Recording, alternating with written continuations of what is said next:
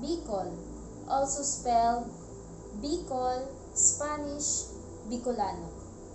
Fifth largest cultural linguistic group in the Philippines, numbering about 4,700,000 in the late 20th century. Their indigenous region is commonly considered to be Bicolandia, a region composing part of Bicol Peninsula and neighboring island of Southeast Luzon.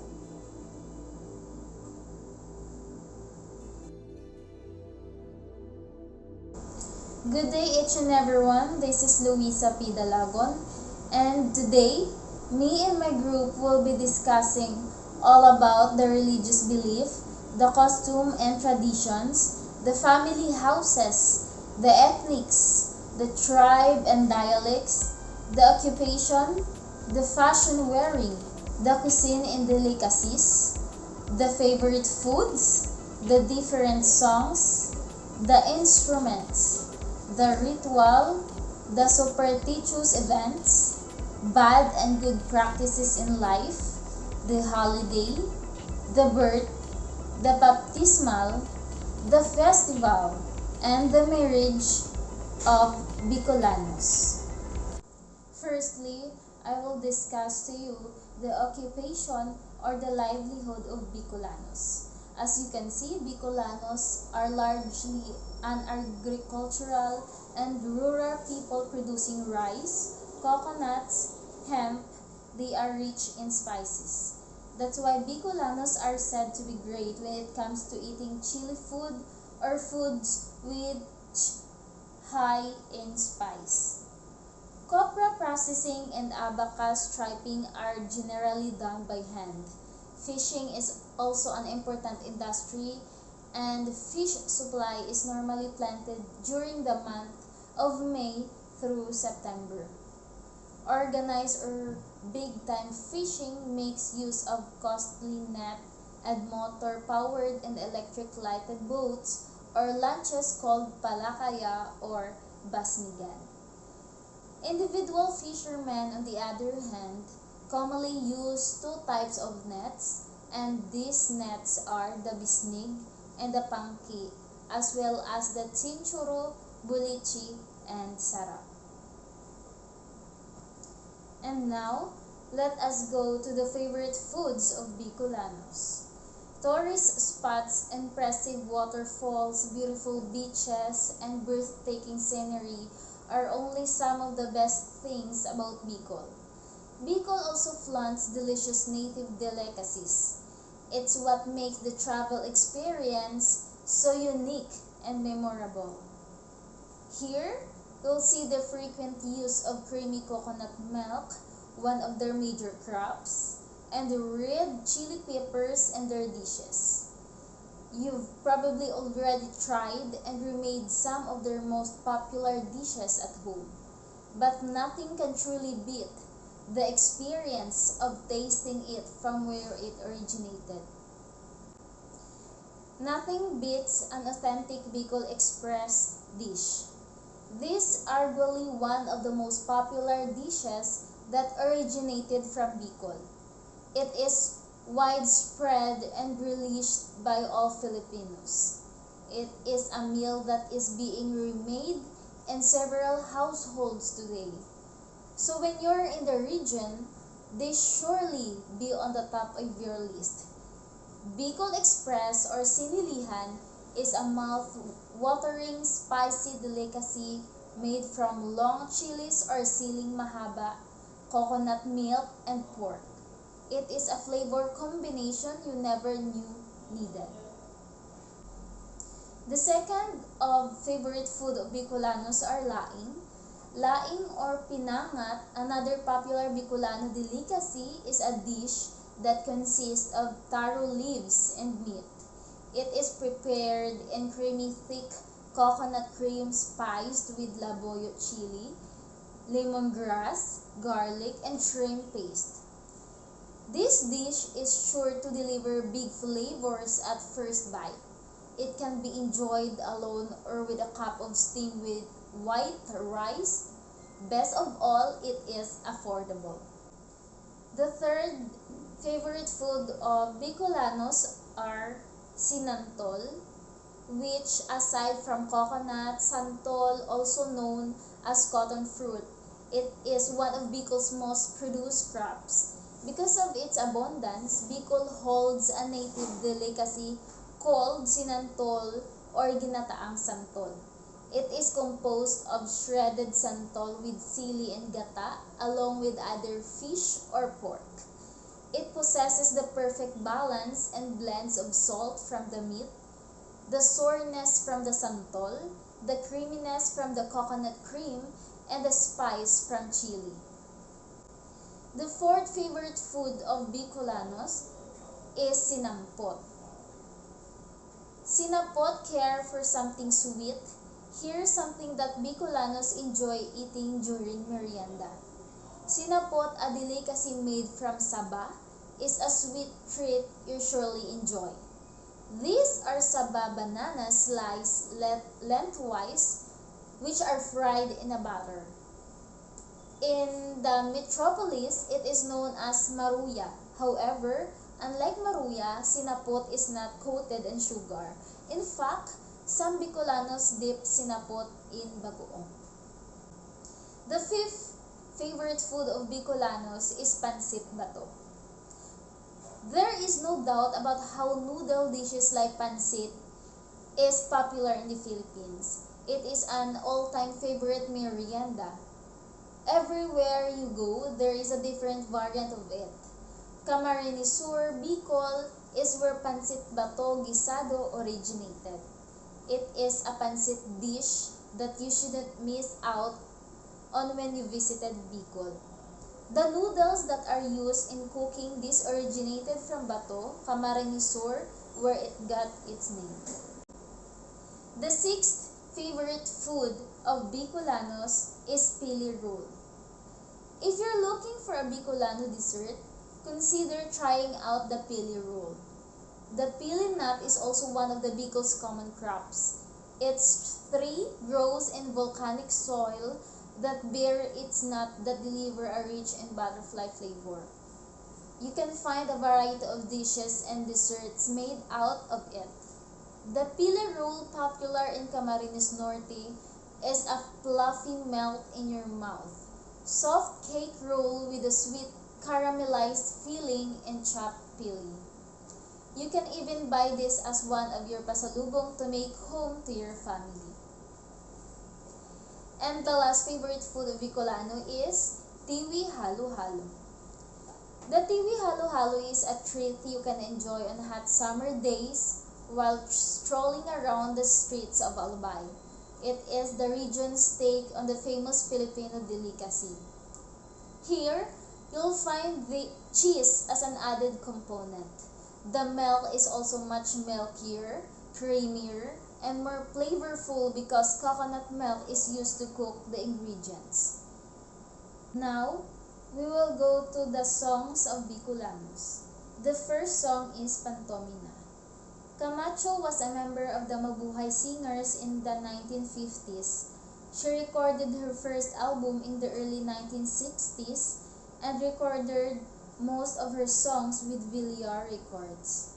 Camacho continued performing into the 2010s, at which time in the Philippine Daily Inquirer called her the country's top kundiman diva.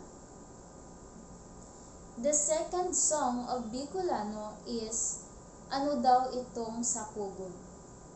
The song tells out about someone who wonders what it is in the grass that looks like gold. Finding out what it is, she discovered that it is just a flower of a vine. When she attempted to pick the flower begged not to because it is a flower of Maria. And now let's go to the Bicol music instrument. The first instrument of Bicol is git-git. Git-git is an instrument with 3 or 4 strings. It has a wooden body. The hair of a person is used as strings for the bow. The second instrument of the Bicolanos is barimbao. The barimbao is a bamboo slit gong. The third instrument of Bicolanos is gambal instrument. It is a drum whose top is made from a skin of the bayawak or monitor lizard. The third instrument of Bicolanos is pentatonic beat. In music consisting of 5 tones, especially pertaining to a pentatonic scale. The fifth one is subic instrument. Subing is a bamboo jaw harp of the Cuyunin people of Palawan Islands and Western Philippines. The next is the kalutang. Kalutang is a set of 8 bronze gongs, graduated in size, in tuning, and suspended horizontally on a wooden stand. Next is bunkaka instrument. The bamboo buzzer is known variously as the balimbing or bunkaka. The bamboo buzzer is a bamboo tube which is open or split at one end. The sound is produced by striking the split end against the palm of the hand. This instrument is also used to drive away evil spirits. And now, let us go to the Bicolanos Festival. The first is Inaw Festival Malinaw Albay, which is on July 20 to 26. Alinaw Festival is an annual tribute to the lost tree of Alinaw on the mountains of Malinaw.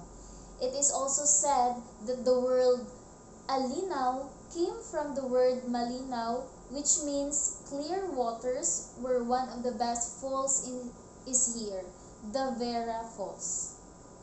The second festival is Pinangat Festival in Kamalig Albay on June 10 to 24. An annual festival celebrated every month of June 10 to 24 to coincide with the town fiesta in honor of its patron Saint John the Baptist. The festival's name is acquired through the world-famous native food delicacy of the municipality, which is the pinangat. The next festival is Coron Festival in Tiwi Albay on August 1 to 30. Coron is a Bicol dialect meaning clay pot or potteries, of which the town of Tiwi Albay is popularly known for. The festival's main feature is the municipality's pottery industry, which is done with skill passed from parents to children and perfected through a long years of practices without the benefit of written manuals. The next festival is Magayon Festival in Albay on May 1 to May 31. Magayon Festival held every month of May. Magayon Festival is derived from the popular legend of Mayon volcano to honor the province's bounty and beauty. One of the highlights of this event is the stage reenactment of the tragic love story of Daragang Magayon and mga Noron whose fatal deaths gave birth to the volcano. The next festival is Ibalong Festival in Legazpi, Albay, which is on August 10 to August 19. A celebration in recognition of the socio-historic cultural heritage of Bicolanos as based on the Ibalong epic showcasing the bravery and strength and character of 3 heroes, and these are Baltog, Handyong, and Bantong, as they fought against the villains Tandayog, Oryol, Rabot, and other wild monsters that threatened the place and order lines of their place. The next festival is Sunflower Festival, which is in Ligao, Albay on March 20 to March 26. It is a sunflower festival held in conjunction with the anniversary of the cityhood of Ligao City. spotlights the flamboyant flower that abounds in the area. This flower symbolizes their faith, resiliency, hope, and love. The next festival is Tabak Festival, which is Tabako Albay, on June 16 to June 25. A celebration of showcasing the artistry of tabaqueños in producing their very own cutleries with hard labor. It came from the word tabako, which means my sword, my sword. Tabaco City is known for having the blacksmith in Barangay Kubo. The next festival is Kagsawa Festival in Daraga Albay, which is held on February 1 to February 29. The Kasagwa Festival aims to celebrate the indomitable spirit and resilience of Albayanos and not the memory of disaster's horrors. The month-long of festival celebrated every February kicks off the historic and world-famous Kasagwa ruins. The next festival is Longganisa Festival in Ginobatan, Albay, which is held on August 1 to August 15. The festival is held every August to coincide with the town fiesta as a form of thanksgiving for the bounties from the land. Various activities are lined up to drumbeat the affair. The highlight of festival is the showcase of cuisines that features the main product, the Ginabatan Longganisa. The next festival is Karagumoy Festival, which is Bakakay Albay, which is held on August 21 to August 31. This festival, Karagumoy, is the local name for the pandan family, which grows to more than 6 feet tall. The stripes from the long leaves of the plant is dried, flattened, and dyed before being woven into mats, hats, fans, and bags. The woven products is one of the main products of the coastal town of Bukakay. This is celebrated in August. The next festival is Layag Festival, which is in Rapu-Rapu, Albay, and held on May 20 to May 27. The festival name was taken from a local word layag or sailboat, which is primitive means of transportation of the early people of Rapu-Rapu. It depicts the people's journey of faith. And now, let us go to the cuisine and delicacies of Bicolanos. First is laing, also known as pinangat. Laing is one of the most famous Bicolano cuisines in the country. Its main ingredients consist of coconut milk, chili, and taro leaves. You can either cook it as it is or add mint to it. The next is picadillo. Picadillo is a dish that originated in Bato, Camarines Sur. It's a fish cuisine stuffed with onions, garlic, tomatoes, ginger, and chili. You can cook it in two ways, frying them as is or cooking them with coconut milk. The next is kinunot. Kinunot is another Bicolano dish made with seafood, especially shark meat or stingray meat, coconut milk, and chilies. It's usually considered as an appetizer, but who are we kidding? The next is tilmok. Tilmok is the Bicolano term for coconut meat. Its another main ingredients is crab meat. The next delicacies of Bicolanos is dinuguan. If you're looking for a more adventurous palate, then dinuguan might just be what you're looking for. This dish is a savory stew made out of pork, offal, and or meat. It gets its dark color from pig's blood. Coconut milk and chilies are added for the creamier texture and spicy kick. And the last one is Bicol Express. Bicol Express is named after the passenger train from Manila to Bicol. This is Bicol's most iconic dish of all. It's a creamy and spicy dish made out of pork, fish, sauce, coconut milk, and lots of chilies. Let us now go to costume and tradition of Bicolanos. Like their other neighboring regions, Bicolanas or Bicolanos are also expected to lend a hand in household work. They are even anticipated to offer assistance after being married. On the other hand, Bicolano men are expected to assume the role of becoming the primary source of income and financial support of his family. Close family ties and religiosity are important traits for survival in the typhoon-prone physical environment.